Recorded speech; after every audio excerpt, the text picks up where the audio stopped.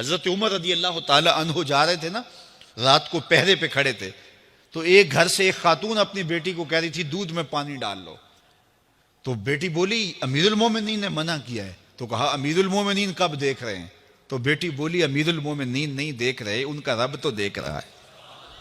حضرت عمر دروازے پہ نشان لگایا تو آ گئے، دن کے اجالے میں پھر اس گھر کے دروازے پہ گئے اور صاحب خانہ سے کہا کہ اپنی بیٹی کا رشتہ میرے بیٹے کے لیے دے دو۔ امیر المومنین سوالی بن کے کھڑا ہے اس گھر میں، کہا اس بیٹی کا رشتہ مجھے دے دو۔ ان کو اور کیا چاہیے تھا؟ امیر المومنین کے بیٹے کے لیے رشتہ قبول کر لیا گیا۔ پھر اللہ تعالیٰ جل شانہ ان کو ایک بیٹی دی، اس بیٹی سے اللہ نے ایک بیٹا انہیں دیا، اس بیٹے کا نام حضرت عمر بن عبدالعزیز ہے۔ تو جب مائیں اللہ سے ڈرنے والی ہوں، تنہائی میں ڈرنے والی ہوں، تو پھر اولادیں ایسی ہوتی ہیں۔ اپنی اولادوں کی تربیت کرو، جب بچے چھوٹے ہی ہوں تو ان کے تصور میں یہ بات اچھی طرح سے راسخ کر دو کہ اللہ دیکھ رہا ہے۔ پھر وہ کبھی رشوت نہیں لیں گے کہ اللہ دیکھ رہا ہے، اور وہ کبھی خیانت نہیں کریں گے کہ اللہ دیکھ رہا ہے، وہ کبھی ملک کے راز کو نہیں بیچیں گے کہ اللہ دیکھ رہا ہے، وہ جو ہے وہ بد نگاہی نہیں کریں گے کہ اللہ دیکھ رہا ہے۔ جہاں کوئی کیمرہ نہیں پہنچتا، جہاں سیکورٹی نہیں پہنچتی، جہاں کوئی ایجنسی نہیں پہنچتی، وہاں یہ عقیدہ پہنچتا ہے کہ میرا اللہ مجھے دیکھ رہا ہے۔ تو یقین کی یہ دولت زندگی کا نور ہے، زندگی کا جمال ہے، اور ماہ سیام میں اللہ تعالیٰ اس عقیدے کو روحوں میں اتار دیتا ہے اور باطن میں جذب کر دیتا ہے۔ تو اس کو اپنے اندر اچھی طرح سے ہم اتار کر کے اپنی زندگی میں چراغاں کر سکتے ہیں اور اندھیرے دور کر سکتے ہیں۔ یہ تیقن کہ میرا اللہ مجھے دیکھ رہا ہے، میں اپنے رب کی نگاہوں میں ہوں۔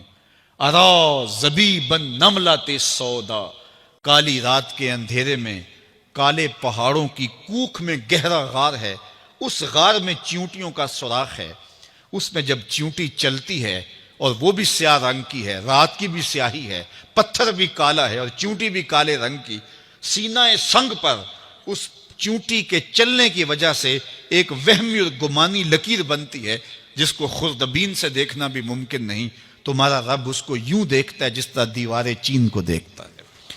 تو کیا ذہن اور دماغ کی سکرین پہ آنے والے خیالات سے وہ غافل ہو سکتا ہے؟ کیا وسوسوں سے وہ غافل ہو سکتا ہے؟ تو آئیے اس یقین اور اس تیقن میں جینے کا گر سیکھیے۔ دیکھیے زندگی کتنی نور علی نور ہو جائے گی کہ میرا اللہ مجھے دیکھ رہا ہے، میرا اللہ مجھے ملاحظہ کر رہا ہے، میں اس کی نظروں سے، اس کی نگاہوں سے پوشیدہ نہیں۔ تو یہ عقیدہ ماہ سیام میں ہمیں نصیب ہوتا ہے۔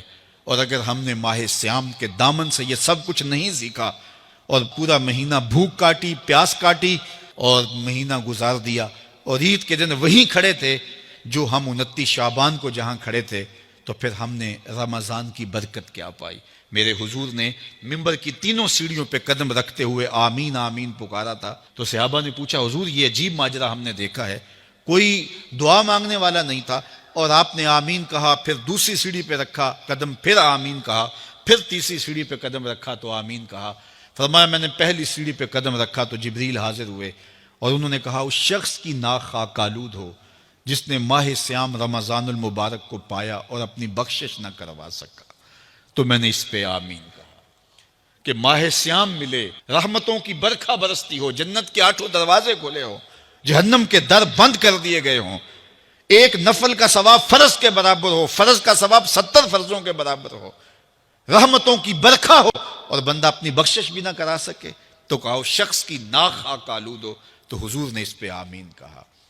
تو اتنے پیارے موسم کو جو ضائع کر دے، ایسی حسین رت کو جو ضائع کر دے، اس کے لیے وعید بھی کتنی سخت ہے۔